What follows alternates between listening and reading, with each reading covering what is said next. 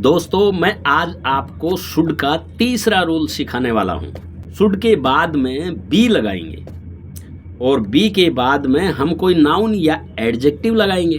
तो सबसे पहले सब्जेक्ट आएगा, सब्जेक्ट के बाद में शुड बी आएगा और शुड बी के बाद में आप कोई नाउन लगा सकते हैं। अगर कोई एडजेक्टिव है तो एडजेक्टिव लगा सकते हैं। एग्जाम्पल से समझते हैं। नमस्कार, मैं हूं बलदेव सैनी और आप देख रहे हैं अंग्रेजी सिखाने वाला आप ही का अपना चैनल तोंदवाल अकेडमी।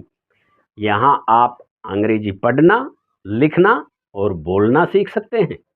तो शुरू कर लेते हैं। तुम्हें टीचर होना चाहिए। You should B a teacher. उसे ईमानदार होना चाहिए। He should be honest.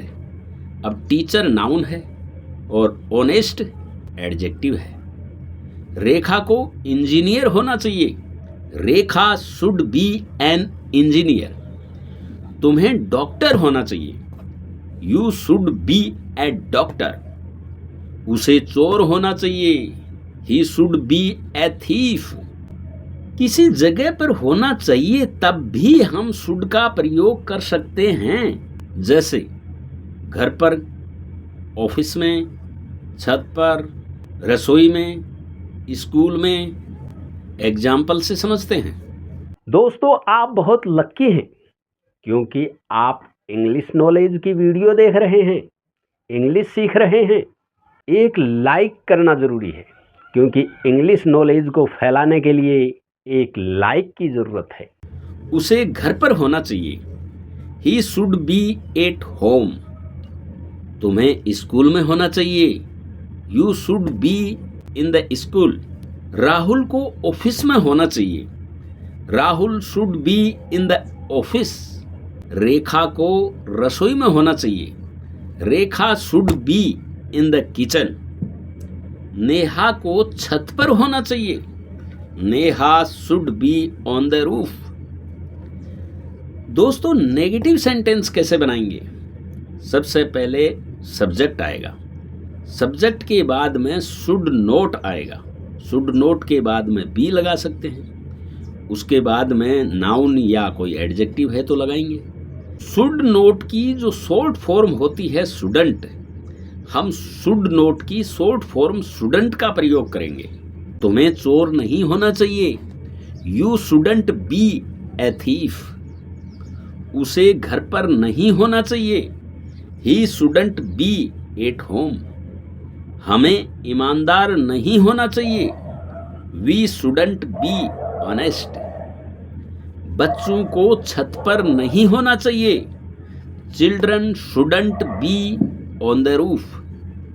रेखा को इंजीनियर नहीं होना चाहिए।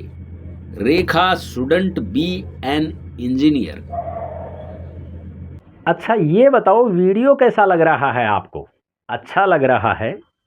मुझे कैसे पता चलेगा कि वीडियो आपको अच्छा लग रहा है?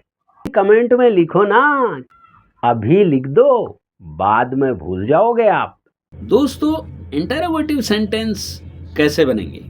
इंटेरोगेटिव सेंटेंस बनाने के लिए सब्जेक्ट से पहले शुड आएगा। शुड सब्जेक्ट से पहले आएगा। शुड के बाद में सब्जेक्ट आएगा और सब्जेक्ट के बाद में बी आएगा और बी के बाद में कोई नाउन है तो नाउन लगेगा। अगर एडजेक्टिव है तो एडजेक्टिव लगेगा। अगर इंटेरोगेटिव प्लस नेगेटिव बनाएंगे तो सबसे पहले शुड नोट की शॉर्ट फॉर्म हम शुडंट सबसे पहले लगाएंगे। शुडंट के बाद सब्जेक्ट लगाएंगे और सब्जेक्ट के बाद में बी के बाद में नाउन या एडजेक्टिव। अगर दोस्तों WH वर्ड वाला क्वेश्चन है तो सबसे पहले WH वर्ड, उसके बाद में शुड आएगा और शुड के बाद में सब्जेक्ट, उसके बाद में बी के बाद में नाउन या कोई एडजेक्टिव। अगर दोस्तों WH वर्ड में भी इंटेरोगेटिव प्लस नेगेटिव सेंटेंस है तो फिर कैसे करेंगे? तो फिर हम करेंगे सबसे पहले WH वर्ड ही आएगा, उसके बाद में शुड नोट की जो शॉर्ट फॉर्म है वो शुडंट आ जाएगी। उसके बाद सब्जेक्ट के बाद में बी, उसके बाद में नाउन या कोई एडजेक्टिव। एग्जाम्पल से समझते हैं। क्या मुझे मीटिंग में होना चाहिए? सबसे पहले शुड आएगा। Should I be in the meeting? क्या उसे पार्टी में होना चाहिए? Should he be at the party? हम लोगों को कहाँ होना चाहिए? दोस्तों इसमें WH वर्ड आएगा, वेयर। वेयर के बाद में शुड आएगा।